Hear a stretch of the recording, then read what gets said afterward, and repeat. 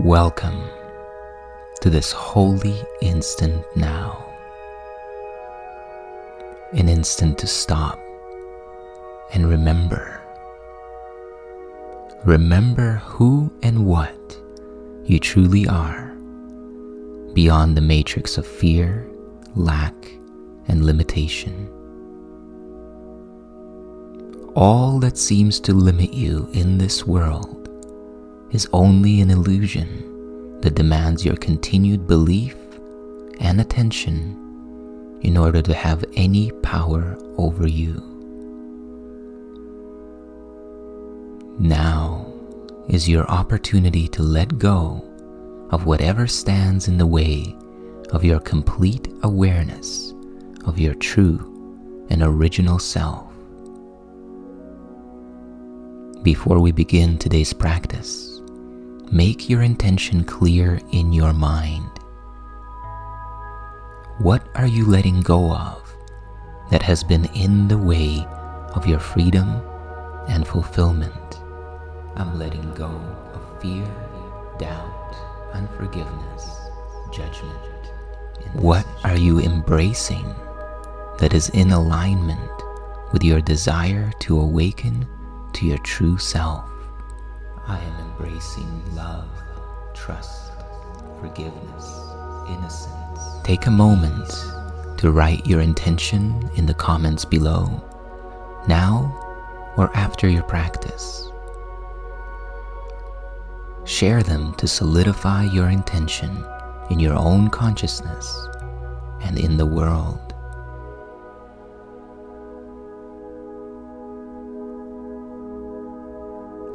And now, sit back with your spine upright. Get comfortable and take a deep, slow breath. And as you exhale, release both past and future. Release both memory and imagination, and become fully present in the now. And let's begin.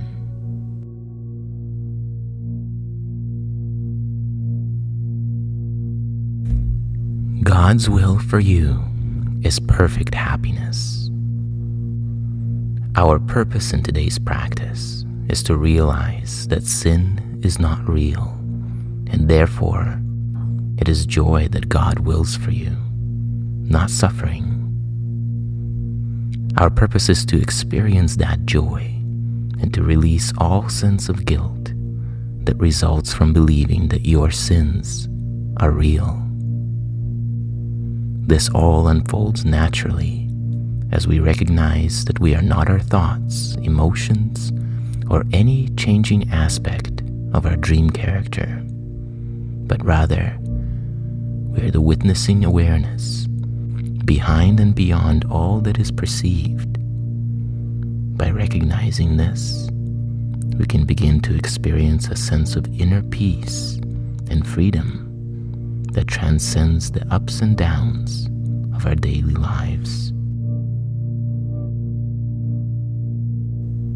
Today's idea is key to understanding the essence of salvation and awakening. While you still believe that salvation asks for suffering, sacrifice, or some form of payment for your so-called sins, you obstruct your access to the consciousness of salvation that is already and always within you. The laws of love demand no payment of anyone or anything. Yet you must think they do, while you believe that sin is real, and that God's children have the ability to sin. If sin is real, then punishment is just and cannot be escaped. Salvation, thus, cannot be purchased but through suffering. This false belief system underlies all sense of guilt and shame and promotes the mind attacks that you experience as the repetitive, painful emotions and thoughts. Even while consciously we associate our negative experiences with external events and circumstances, the cause of all of our emotional and psychological suffering is within and stems from the belief that you have done something or become something very wrong and unforgivable.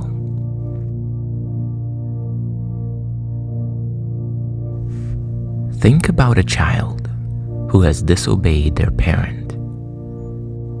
The belief in sin, which means the belief in an irreparable error, something that corrupts reality and corrupts the self, that belief causes the child to hide their mistake and thus blocking correction and the realization that it is only a mistake and that there is a better way. Every loving parent would only love to support their child and let them know that all is well and that we can fix and figure this out together. How much more would infinite love meet you in your mistake and lift you out of all sense of separation, fear, and worry?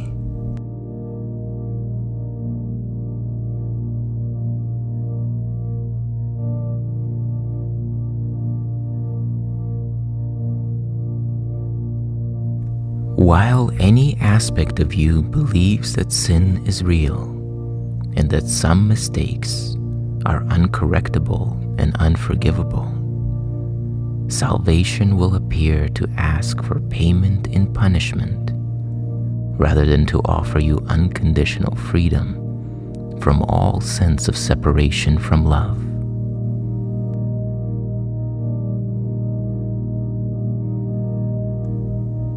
It is important that we understand now that it is impossible for sin to have any reality, and all that you believe must come from sin will never happen, for it has no cause. God is the only cause and the only reality. If sin were real, it would mean that God would be condemning a part of himself, that God is divided into conflicting parts, and that God is not infinite, omnipotent, omniscient, nor omnipresent. The whole idea of sin turns God into the opposite of God, and love into fear. Yet God still is love, and infinite intelligence has not gone mad and succumbed to self-attack. For sin to be real, it would also mean that what God created perfect, pure, holy, and changeless, eternal as himself, has somehow been defiled by a power greater than God, which had the ability to overrule the only will in all of creation. Could any of this be true?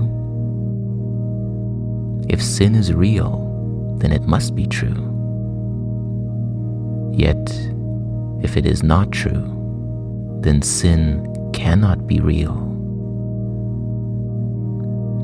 Take a minute or so now to deeply contemplate this and see for yourself if the dream of sin has any foundation in God's reality. Do this now.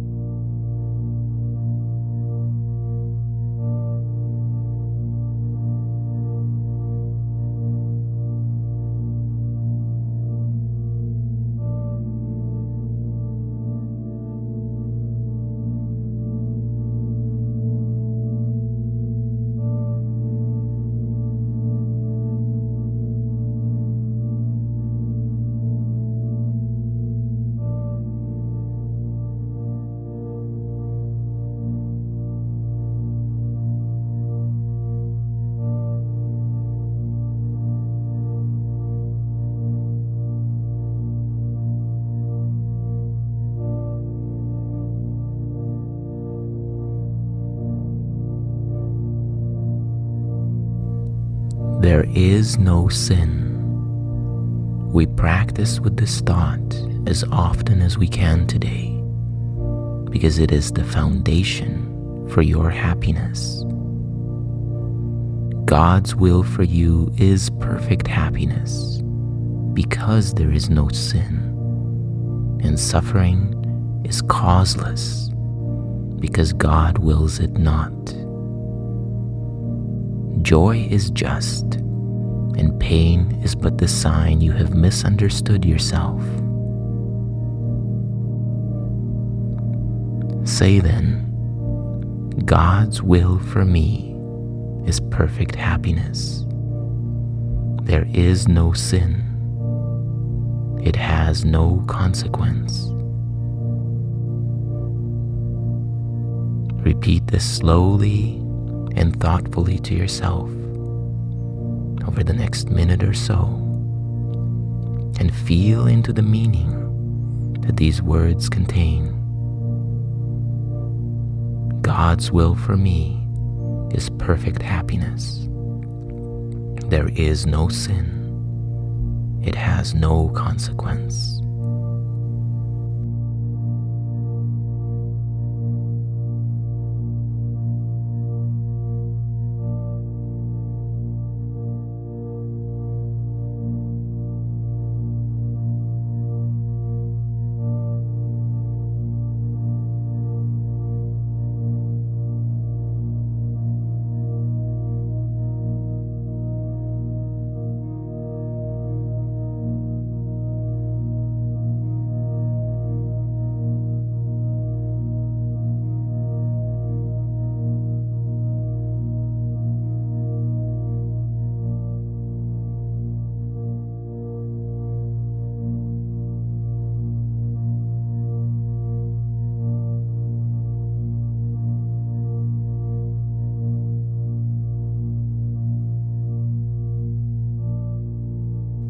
And now, take a deep, slow, and full breath in.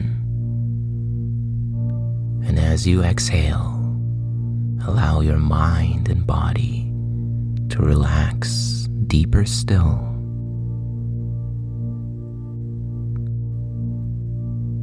Our goal now is to attempt to find the joy that this idea is introducing into your mind. There is no sin. You are entirely absolved of all past mistakes and offered only correction and never punishment, only enlightenment and never payment for your errors.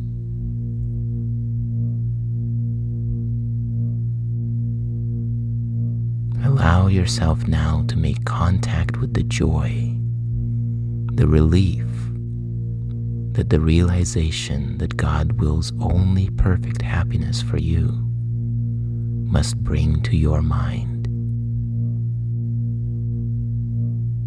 Do this now.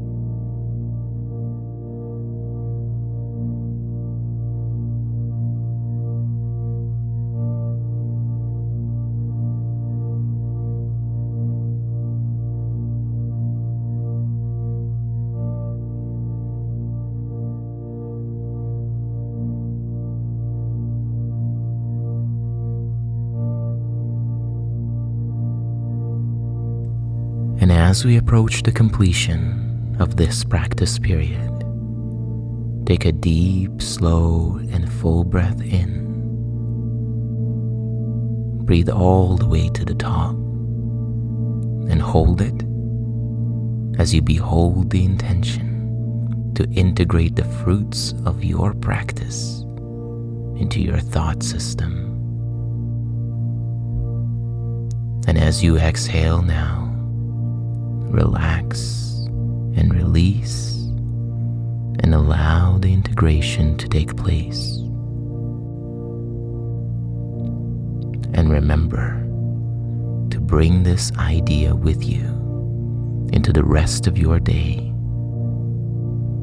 There is no sin. Remember this as often as possible today as you tell yourself, God's will for me is perfect happiness. This is the truth because there is no sin.